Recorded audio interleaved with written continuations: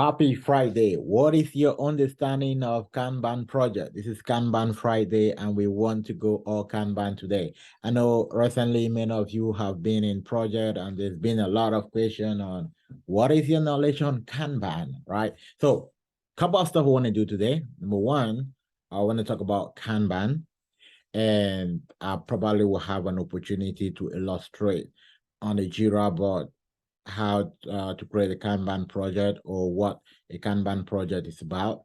And secondly, I'm going to teach you how to read the flow chart in Kanban.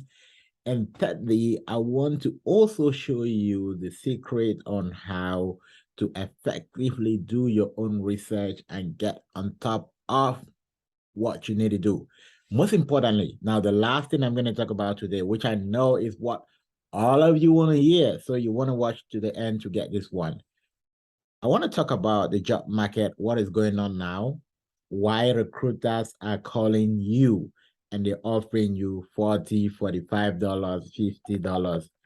We want to make sure that we are handling all of this today. So the last part is very important because you are actually the cause why all of this is happening. And I'm going to be teaching you at the end what you can do to stay on top of your value, not to want to go with what recruiters are saying. So you interviewers have the power to turn this stuff around. But a lot of people are getting desperate. And because of that, the market is actually going, but also because you're not doing what it takes. So I'm going to handle that in the last session of this video. Okay, so welcome to the Safe Scrum chat room. If you're not part of this beautiful community, make sure you're hitting the subscribe button. Now we have, after a lot, my videos, they come up on Mondays and they come up on Friday. I just want to make sure that I take time out to create you some really good quality videos and also make sure that I spend some time to interact with all my followers in the Facebook community. Now, I know a lot of you have been asking me, do I have a group where they can just, most of my WhatsApp group or Zoom group or so are for my students, right? Those who I'm coaching them.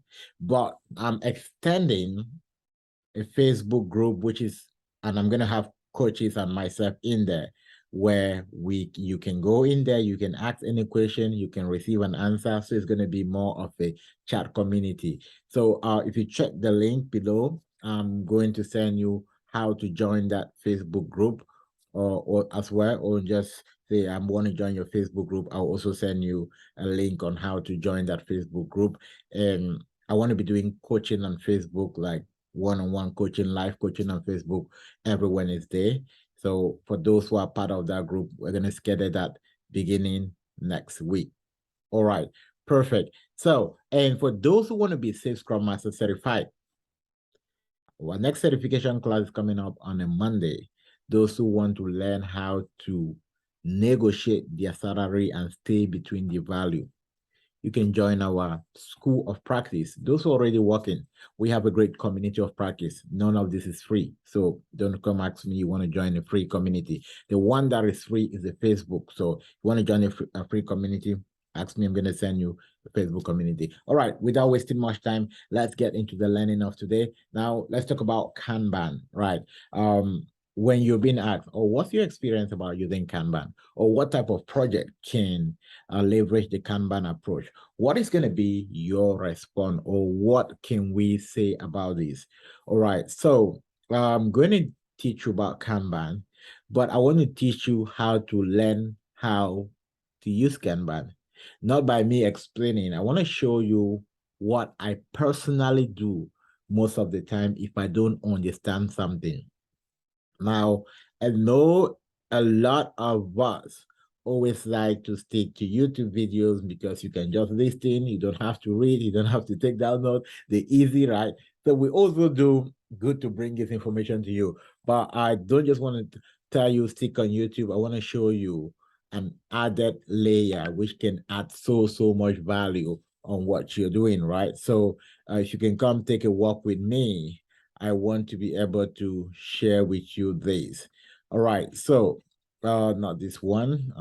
Stop sharing. Let me go to my secret page. Okay, so one of the best way to learn everything, I'm going to explain, but I want to tell you one of the best way to do that so that you also know what to do and not just listening from me. When I want to learn about something really, really new, I go on Google. I go to my friend, University of Google, and what do? I search what I want to learn. Now, I want to talk to you about Kanban, right? Now, I'm looking for the top blocks or the top blocks that are talking about Kanban.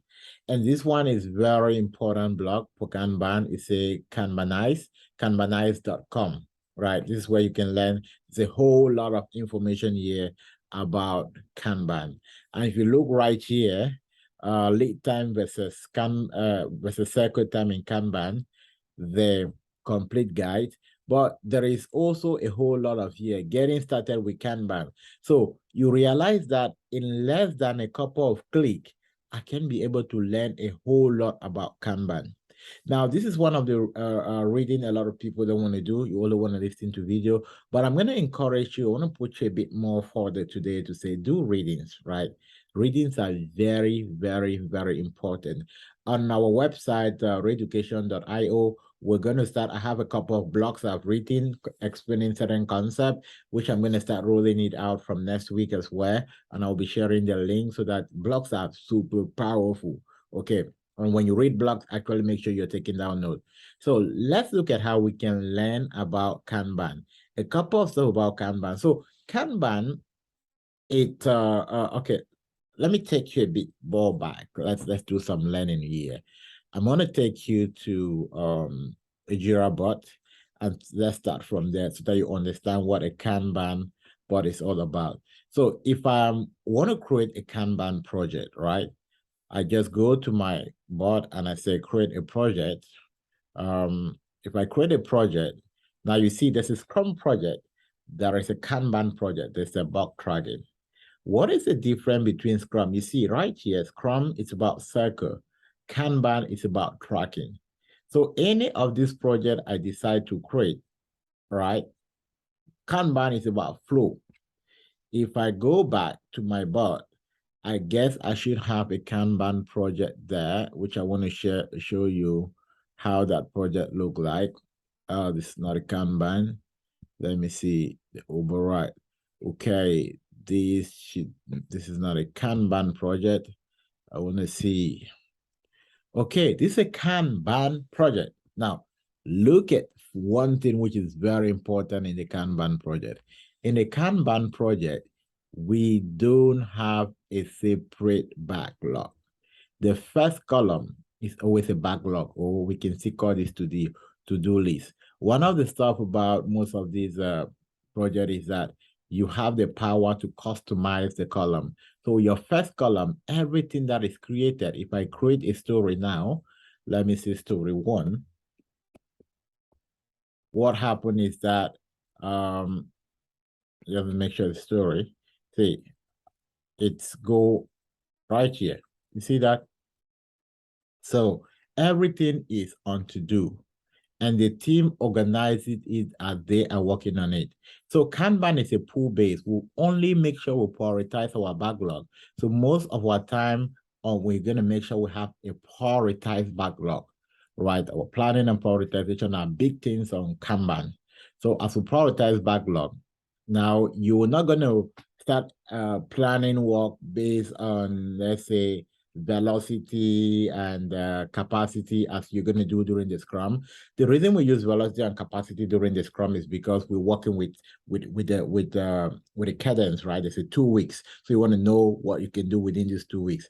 So in terms of a Kanban, what is important for you to measure how well the team is doing is the flow chart, which I'm going to show you how to be effectively use that flow chart. Why we just ensuring that the team is completing their work right on time and making sure that they're flowing. But notwithstanding, we're going to have a roadmap for all our projects. There's always a roadmap. What is the importance of a roadmap? It shows us exactly when we are and when we're expected to finish the work. So it's very important. And we also have our report. One of the most important report is the cumulative flow diagram, which I'm going to teach you how to read it in a minute ahead. All right, so if I stop sharing this and I go back to my blog where I want us to learn this together, you realize that on my left, if I want to learn anything about Kanban, I just need to click on the star. Now, one of the important aspects for you to start, which is important in Kanban, is what we call the lead time and cycle time, right? Lead time versus cycle time. So right here, you see, it gives me a definition, right? It gives me a definition of what is a lead time, what is a cycle time. I can be able to read there, but then I'm just going to go ahead and explain this to you. Now, look right here. Lead time, you see right here, it says start, ready to start, and then right here, done. So lead time is the time we launch our or the time an item enter into the Kanban backlog up to the time that item is done. That's lead time. But cycle time is when we start working on it. See, right here, it's ready to develop, but we have not yet started working on it, right? Cycle time is the time where we start working on it and the time when it's done. So within lead time, there is cycle time. Okay. Those are some of the concepts on Kanban which you need to know. What's the lead time? What's the cycle time? Now, the lead time simply means that, let's say if we estimate a story, right? Let's say this story point was a story point of 4, right? And then we look at the lead time. Oh, we don't have a 4 story point. Let's take 3. If we go by the Fibonacci sequence, let's do a 3. Okay, I'm not sure that you're seeing my screen. Oh, sorry, I wasn't sharing that screen. Let me go back and do that again. Sorry. I was talking about lead time and I was talking about lead time and cycle time. Okay, I'm just gonna roll back a bit on that. So I did say that lead time is the time where we start working on a project up to when you see right here. When you get to the Kanban backlog until when it's done, that's the lead time. When we talk about cycle time, is the time a developer pick that work, start working on it on what is done. You realize that we can start our a product backlog item can be sitting on ready to do for a very long time and it's not yet done, right? So that's consider the lead time right when it is done. Okay, now you can also see here on this table lead time with differences. Cycle time start when new work enter the in progress, ready area of work, and somebody is doing actually the work. Lead time measure the period between the appearance of the new work request in a flow, right? And its final departure from the system. So cycle time provide information about the team value adding production rate, while lead time provide information about the overall value delivery rate. So are we fast in delivery? When we get a requirement, how fast are we to get it done? Which is very important. That's why in most of the Kanban, you will not have a pure Kanban, you have Scrumban, where we will also leveraging some of the Scrum. We are reviewing some of the Scrum activities to be able to pull that. Now, this is very important. One of the stuff I want to also share you. How can you measure Kanban lead and cycle time? Now, this is a flow. This is a flow chart. This chart is called cumulative flow chart, and it's very important in Kanban. So what you want to do is pay attention to the key right here. Pay attention to the key. Look at here. The blue part of it, which is this one, show this is work that is being done, right? And then the yellow part, is it yellow? No, not it's pink, right? So the pink part of it show work that is in progress, right? And then this seems like a light brownish part of it show work that is ready to get started. So if we look at this flow chart, we'll see that, okay, this gives you an idea on at this particular time, right? We started with, let's say, work item, 5 work item right here. And you realize that right from day 0, some work was being completed, right? As we're progressing, items were being added progressively. Are you seeing this? Items are being added. are being added. As they are being added, they're also moving into what? Into progress. They're moving into progress and they're being completed. So you realize that the done grows up constantly. By this flowchart indicate a situation where everything in the backlog is already done by this time. And you might not see this. This kind of shows 2018, October 1st up to October 15. So this is a flow chart for a sprint. So it's actually show that within this sprint, we started and we completed all items that we plan to do within a period of time. Okay, perfect. So when I look at this flow chart, this flow chart gives me an idea that this is more of a Scrum ban because it shows you just within a very short period. So you can have a Kanban team. Normally, a typical Kanban team will not work 2 weeks and then plan to do work 2 weeks or so, right? But then you can have a Kanban team and the Kanban team measure the progress within shorter period of time. Okay, so, but what is very important here, remember, when we talk about lead time, is when the project is on ready to do. Now, the period where the item, we start working on the item up to the period where it is done, lead time. Cycle time is when someone actually commit to it and what time they finish, right? This is cycle time.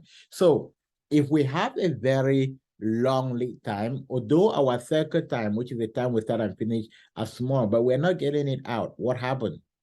It's a whole big challenge, which is one of the shortcomings of a Kanban team, or which is one of the shortcomings of Kanban, that sometimes we are not measuring in a very fast pace. So it's difficult for us to pick out items and to pick out what might be the problem. And that is why you see a lot of companies are switching to Scrum.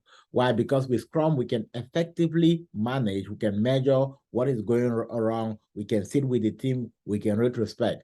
So the value of Scrum is that it offers us an opportunity to quickly monitor what is going on with the team, what are the challenges, and what are the limitations, and how we can effectively fix them. So that is very important. Now, I promise to talk about one other stuff I promised to talk about again today was about the current job market, what is going on, and how we can be able to fix that, right? So I also promised to talk about that. Okay, so if you look at what is going on in job market now, is because you are not preparing yourself for the market. So because you're not preparing yourself for the market, you're not doing what it takes, you're so desperate to accept everything that comes your way. Now, I know that the Agile space is a new opening that allowed us to study within a short while and get into a role. But also, we need to be very careful that we are doing what it takes so that when we get into the space, we are not kicked out.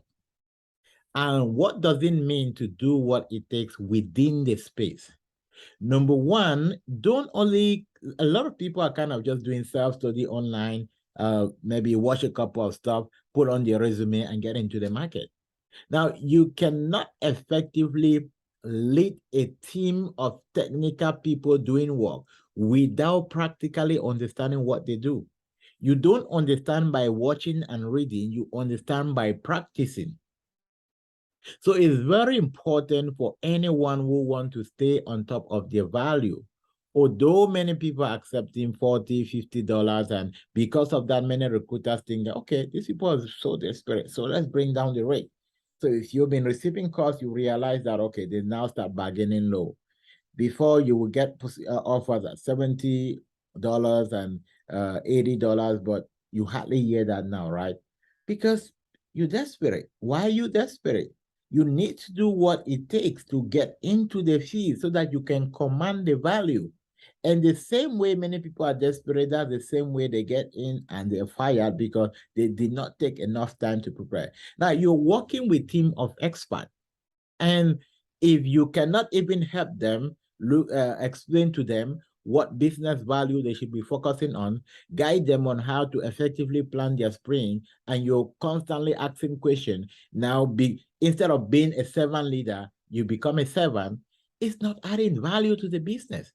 And because many people are going through the wrong route, now the feedback from the company is also affecting what the company is willing to pay, because they feel that, all right, we hold Scrum Masters at very high value, but they are not demonstrating this value in the market. You don't want to put yourself in that realm. Now, I had one of my students send me a text a couple of days ago and say, look, I've just been in here for 6 months, and it was a contract for 6 months. They are very willing to extend it for 6 months. And then they asked me if I'm willing to become a full-time. Why? Because they learn. Some people, you get into the space, they're waiting for your contract to end so that you can leave. Why? Because you're not investing in yourself.